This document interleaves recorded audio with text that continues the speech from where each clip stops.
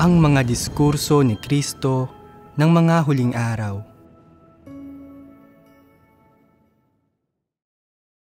Silang mga nakauunawa lamang sa katotohanan ang may espiritual na pangunawa. Magsisimula tayo sa pagbabahaginan tungkol sa mga paraan kung paano ipinakikilala ng mga taong walang espiritual na pangunawa ang kanilang sarili. Ano ang pinakakapansin-pansin sa kanila? Ito ay na kahit gaano karaming taon na silang nananampalataya sa Diyos o kung paanong tila naghahangad sila ng katotohanan, hindi kailanman lumalago ang kanilang buhay at wala silang kahit anumang landas para sa pagsasagawa sa pagpasok sa buhay. Hindi pinagninilayan at sinusubukang kilalanin ng mga taong walang espiritual na pangunawa ang kanilang sarili, gaano man katiwali ang disposisyong ibinubunyag nila. Sa katunayan, hindi nila alam kung ano ang tiwaling disposisyon. Hindi nila batid ang disposisyong inihahayag at ipinakikita nila, gaano man ito kayabang. Gaano man sila magsinungaling o manlinlang, wala silang ni katiting na pakiramdam nito. Gaano karaming beses man silang magrebelde sa Diyos at lumaban sa Kanya, hindi nila alam na ito ay isang kamalian. Gaya rin sila ng mga walang pananampalataya, kumikilos ayon sa kanilang naisin at walang pag-aatubiling gumagawa ng masama.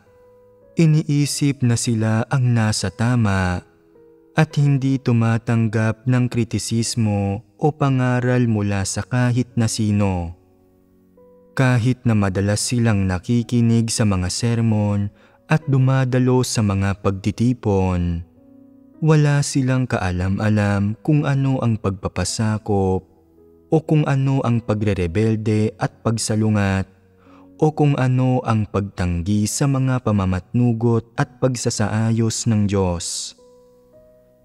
Hindi nila alam ang kabutihang nagmumula sa mga intensyon ng tao o kung ano ang pagsasagawang ayon sa katotohanan at pagpapasakop sa kataas-taasang kapangyarihan at pagsasaayos ng Diyos.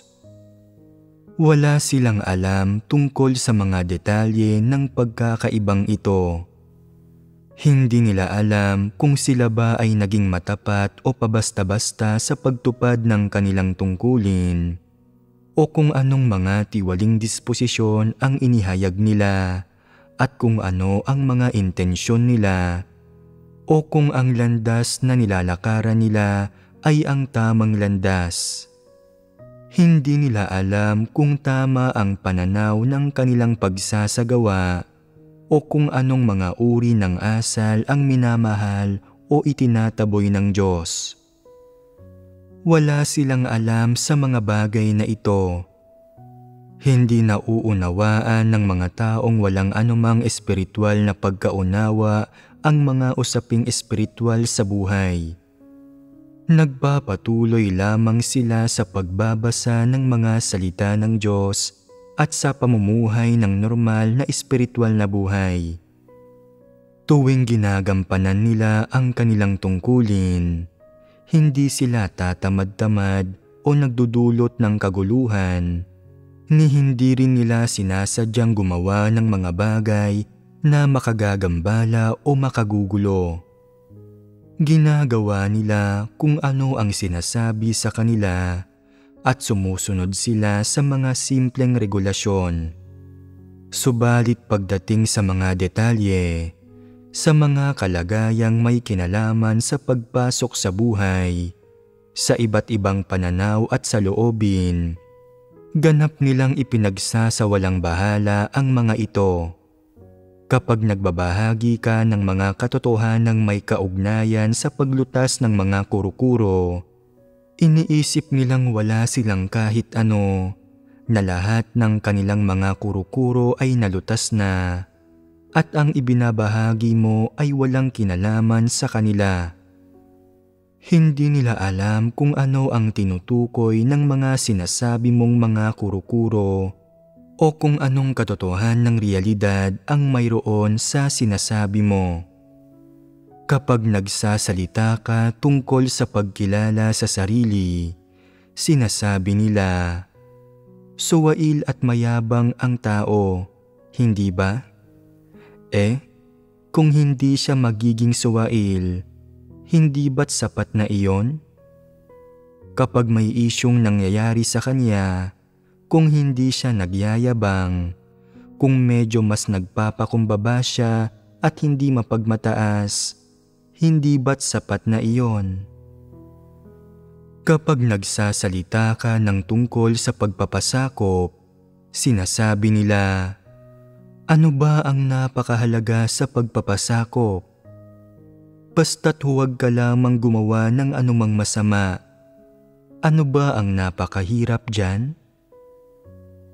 Kapag nagsasalita ka tungkol sa paghihimagsik laban sa laman, pagdidisiplina sa katawan, pagwawaksi ng katiwalian, at pagsasagawa ng katotohanan, sinasabi niya, hindi kailangang maghimagsik laban sa laman o isagawa ang katotohanan. Magiging mabuting tao na lamang ako. Ganyan kasimple ang kanyang pag-iisip. Makakamtan ba ng gayong tao sa huli ang katotohanan? Ano ang kanyang saloobin tungkol sa katotohanan? Hindi niya kinikilala ang mga salita ng Diyos bilang katotohanan, kaya't hindi niya tinatanggap ang mga ito. Iniisip niyang wala siyang tiwaling disposisyon na inilalantad ng salita ng Diyos. Tama, iniisip niya, wala akong gaanong tiwaling disposisyon ng tao na inilalantad ng Diyos, at kahit na mayroon akong anumang tiwaling disposisyon, napakaunti lamang nito, ilang panandaliang kaisipan lamang, hindi malaking bagay. Hindi ba't kinakailangan lamang ito para maging mapagpasakop? Makikinig ako sa anumang sasabihin mo at gagawin ko ang anumang iniuutos mo. Hindi ba't pagpapasakop iyan?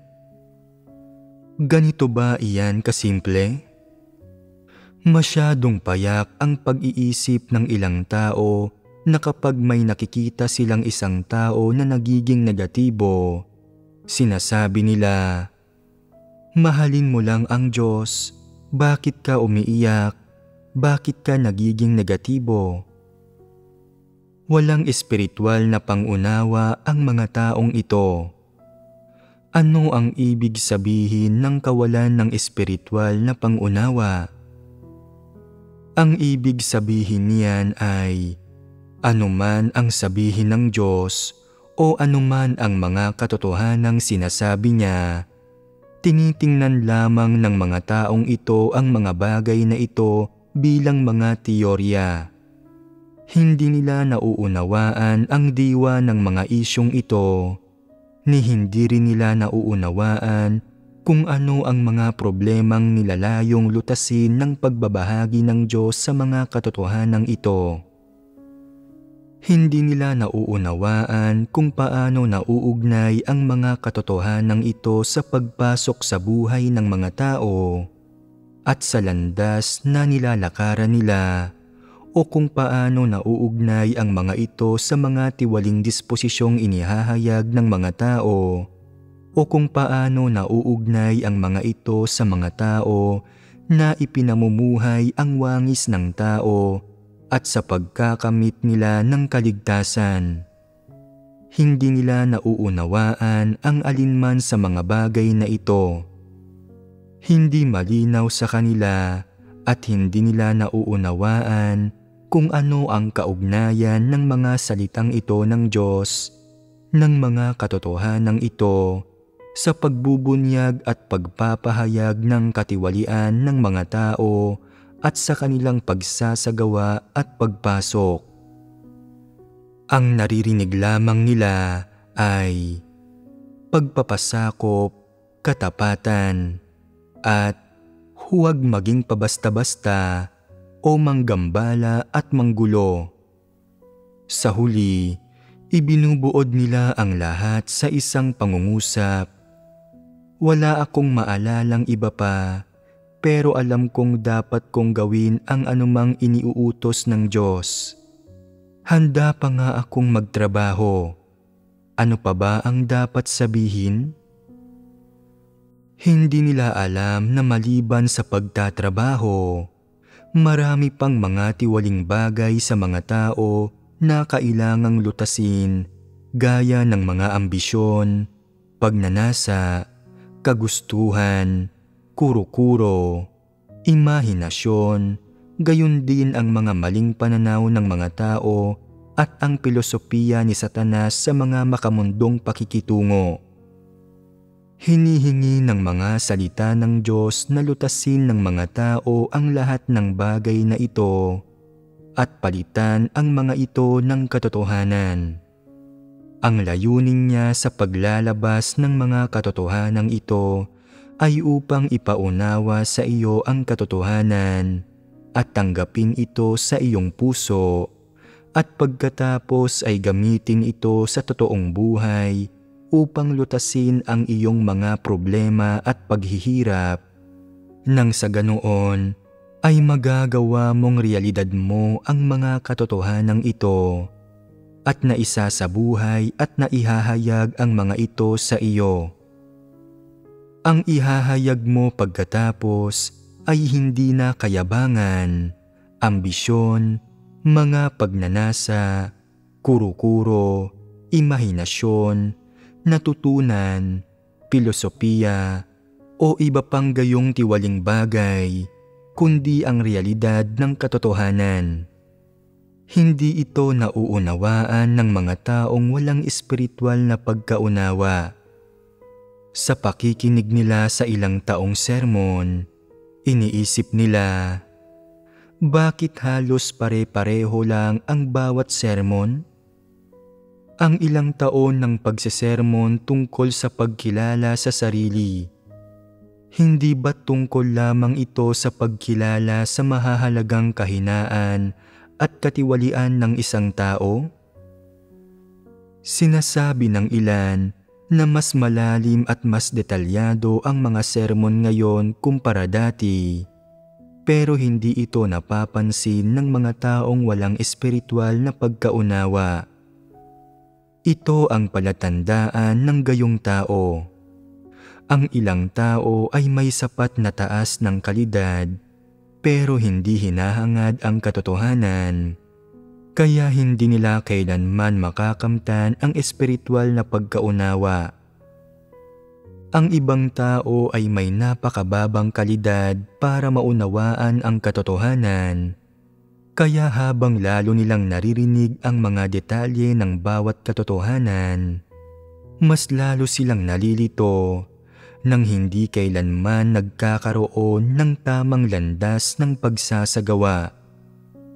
Gaano man karaming taon nang nananalig ang mga taong ito na mababa ang kalidad, nagagawa lamang nilang sumunod sa mga regulasyon o magsikap ng kaunti, at ang ilan sa kanila na may kaunting konsensya at katwiran ay maaaring may kaunting katapatan tuwing ginagampanan nila ang kanilang mga tungkulin.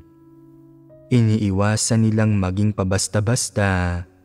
Tinitiyak nilang hindi sila makagagawa ng mga hayag na kasalanan at naghahanda rin sila ng ilang mabubuting gawa. Sa ilang bagay, kaya nila ang simpleng pagpapasakop, ginagawa ang iniuutos sa kanila at binibitiwan ang hindi iniuutos, tinatanggap ang ilang munting pagdidisiplina at kahit paano, ginagawa nila ang mga bagay-bagay ayon sa pamantayan ng kanilang konsensya. Hindi sila direktang nagkakasala sa Diyos at hindi nila ginagawa ang mga bagay na malinaw na lumalaban sa Diyos, pero hindi nila kayang magkamit ng mas malalim na pagpapasakop. Lalong hindi nila kayang harapin ang mga bagay gaya ng mga pagsubok at patotoo ni Job. Hindi nila nauunawaan ang mga salita at patotoo ni Job. Hindi nila alam kung ano talaga ang ibig sabihin ng mga salitang, "Ang Diyos ang nagbigay at ang Diyos ang nag-alis." At talagang hindi nila kayang makita na ang nangyari kay Job ay resulta ng pagkakait ng Diyos. Kung haharap sila sa gayong pagsubok, tiyak na makikipagtalo sila sa Diyos at labis na magrereklamo dahil talagang hindi nauunawaan ng mga taong ito ang katotohanan. Malinaw na nakikita ng taong tunay na nakauunawa sa katotohanan ang mga tiwaling kalagayan ng mga taong inilalantad ng Diyos. Kahit paano ay malinaw nilang nakikita ang ginawa ng Diyos. Nauunawaan ng tama ang anumang isyong kinakaharap nila at hindi basta-bastang pinag-uusapan, tinutukoy o binibigyang kahulugan ang anumang hindi nila nauunawaan. Ang mga taong tunay na nakauunawa sa katotohanan ay nakakikilala sa pagkakaiba ng katotohanan at kasinungalingan at nakakikilala kung normal o hindi ang kalagayan ng isang tao. Pagkatapos, nauunawaan nila ang mga sarili nilang paghahayag ng katiwalian sa realidad at sa konteksto ng tunay na buhay at natatanggap ang katotohanan para lutasin ang sarili nilang tiwaling disposisyon. Nauunawaan nila ang mga layunin ng Diyos sa kapaligiran na Kanyang isinaayos at nagagamit nila ang katotohanan para lutasin ang mga tunay na problema alinsunod sa mga salita ng Diyos. Ito ang nakakamit ng isang taong may espiritual na pangunawa. Ano ang nauugnay sa antas ng pagpasok sa buhay ng isang tao? Ito ay nauugnay sa antas ng pagkaunawa ng isang tao sa katotohanan. Ano ang tinutukoy ng antas ng pagkaunawa ng isang tao sa katotohanan? Ano ang pagkaunawa sa katotohanan? Ito ay ang malaman kung aling aspekto ng realidad ang tinutukoy ng mga salita ng Diyos, kung ano ang mga problema sa mga tao na nilalayon nitong lutasin, kung aling aspekto ng tiwaling disposisyon ng tao ang tinutugunan nito, kung ano ang mga prinsipyo ng aspektong ito ng katotohanan, kung ano ang ugnayan nito at ng ibang katotohanan, at kung ano ang mga pamantayan ng mga hinihingi ng Diyos para sa aspektong ito ng katotohanan.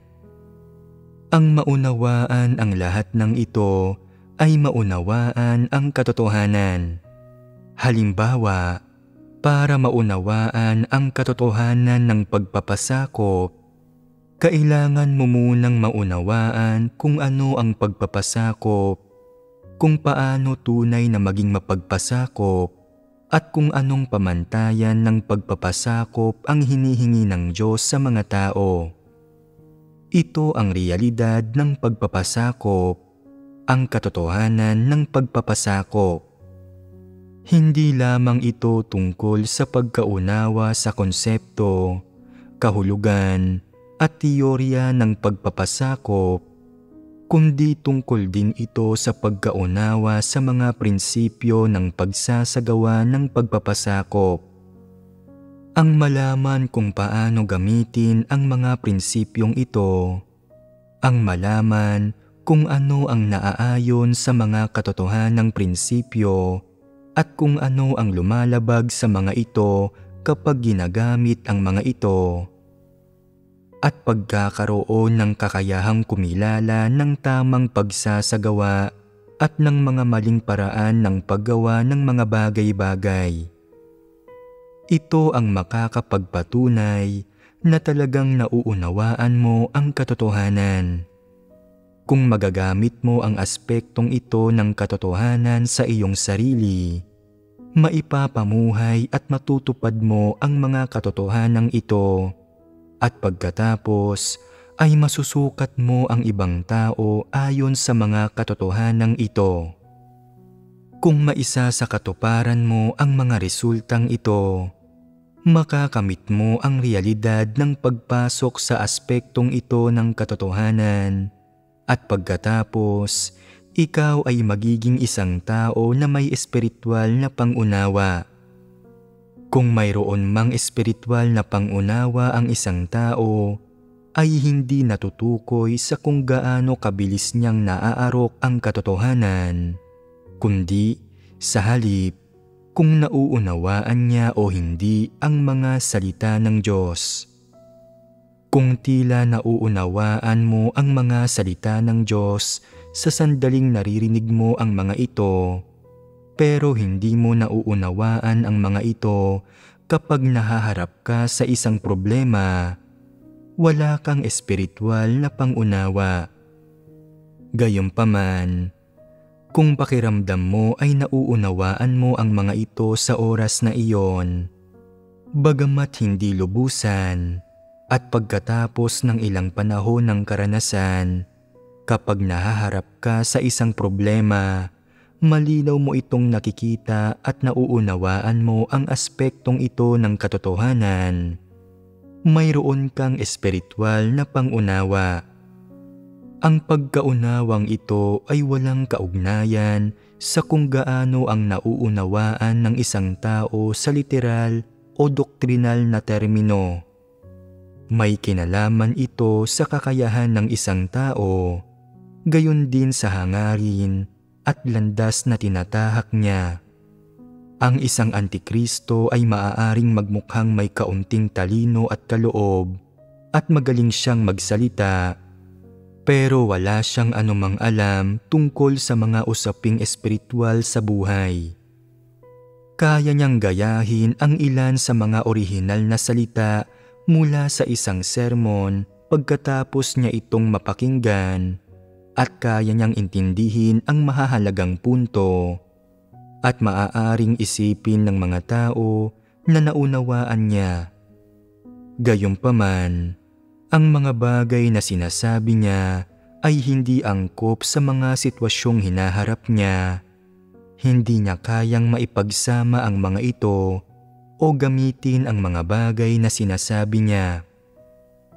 Sa katunayan, sa pakikinig sa mga salitang ibinabahagi niya, tila nauunawaan niya ang mga kaugnay na aspekto ng katotohanan at naiintindihan ang mga prinsipyo, kaya dapat alam niya kung paano haharapin ang mga bagay-bagay. Gayunpaman, kapag nahaharap siya sa isang issue, hindi niya isinasagawa ang katotohanan, kundi sa halip ay inuulit niya ang isa pang theoretical na pahayag. Ito ay magkasalungat at pinapatunayan nito na hindi niya nauunawaan ang katotohanan at puro doktrina at teorya lamang ang mga bagay na ipinapangaral niya. Naririnig mo siyang nangangaral ng doktrina na parang maliwanag sa kanya ang tungkol dito, pero sa katunayan, wala siyang espiritual na pangunawa. Hindi niya nauunawaan ang katotohanan o hinahangad ang katotohanan. Halimbawa, kapag siya ay nasa isang mahirap na sitwasyon at nagiging negatibo at nakikipagbahaginan ka sa kanya sa katotohanan, sinasabi niya, "Huwag kang magbahagi sa akin, alam ko ang lahat." Sa katunayan, hindi niya alam. Kung talagang alam niya, hindi siya magiging sobrang negatibo o di makatwiran. Kapag naririnig mong ipinapangaral niya ang kanyang di makatwiran at maling lohika, alam mong wala siyang nauunawaan tungkol sa katotohanan at wala siyang espiritual na pangunawa. Sa oras na nahaharap siya sa isang bagay na hindi akma sa kanyang mga kurukuro, nagrereklamo siya laban sa Diyos. Hindi niya naiintindihan ang Diyos at ikinakalat pa niya ang mga kurukuro niya. Sa pakikinig sa ipinapangaral niya at sa mga bagay na ikinakalat niya at sa pagtingin sa nasa puso niya, alam mo na hindi talaga niya nauunawaan ang katotohanan. Ngayon, sa pagkilala kung nauunawaan o walang espiritual na pangunawa ang mga tao, nahayag na ang karamihan ng tao ay hindi nakakaunawa sa katotohanan. Madalas ay nagagawa nilang ipangaral ng napakabuti ang mga salita at doktrina.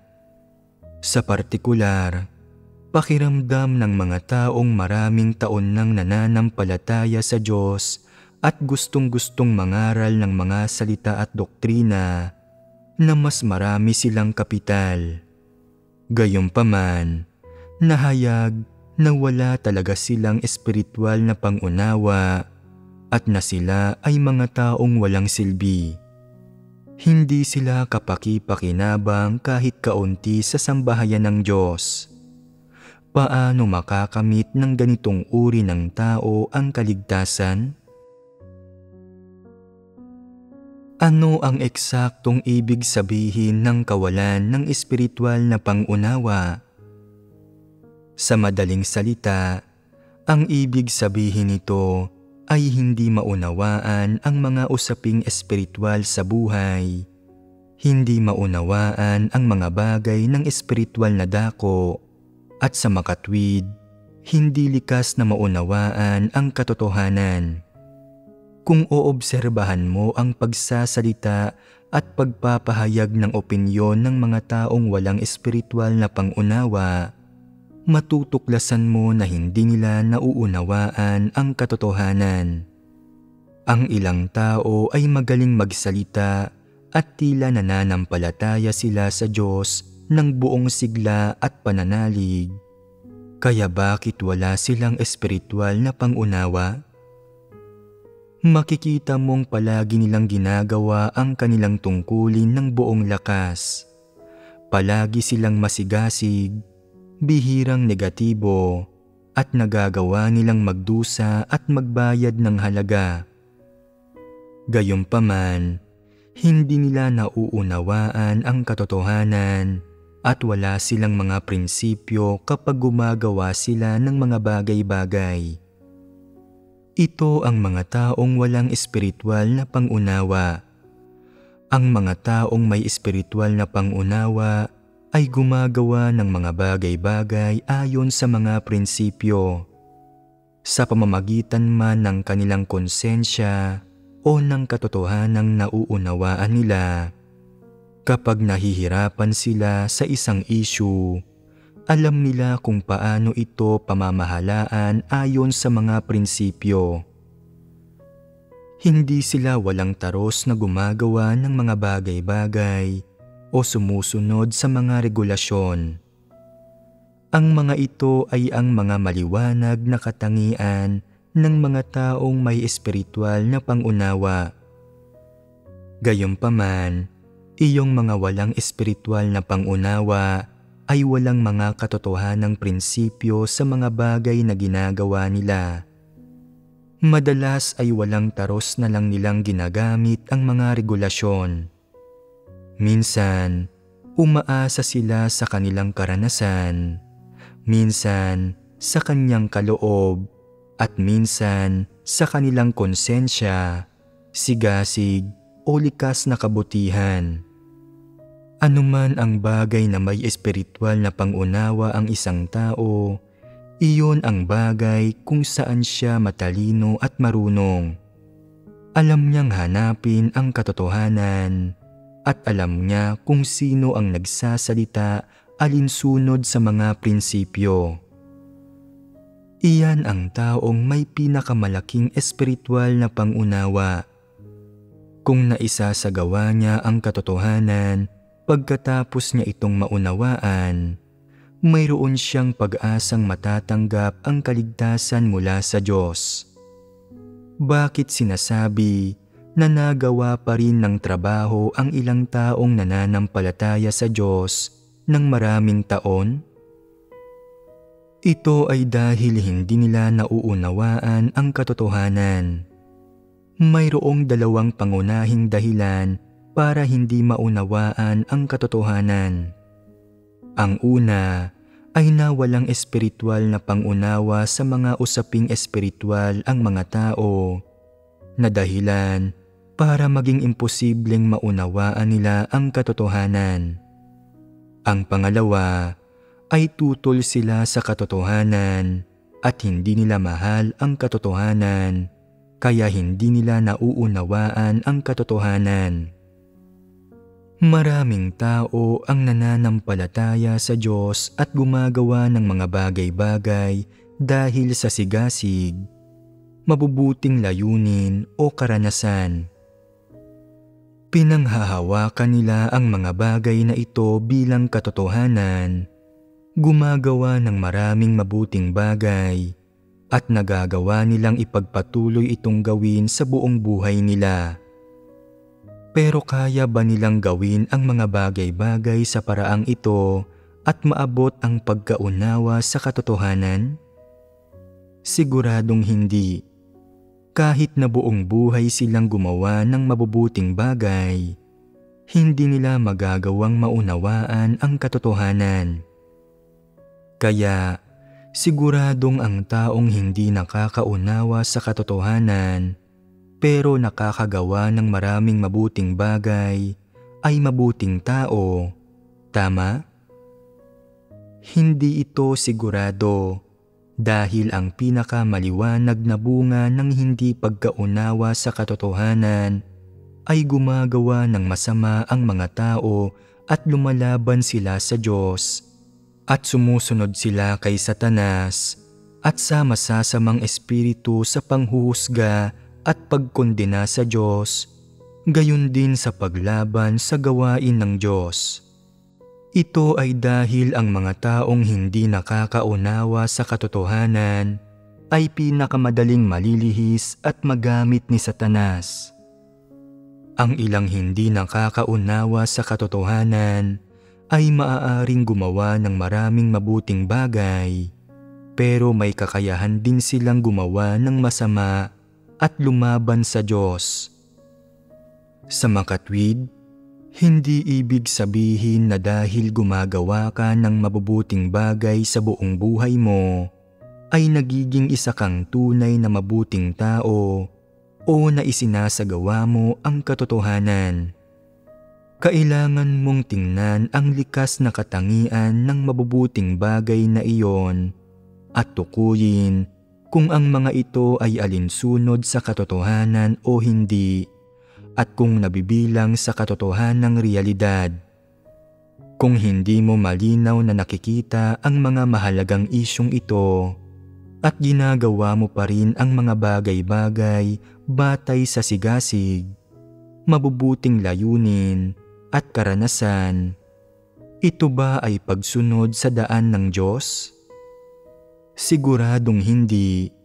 Ito ay lubos na pagsandig sa sariling konsensya bilang pamantayan, gayon din sa kanyang mabubuting intensyon sa paggawa ng mga bagay-bagay.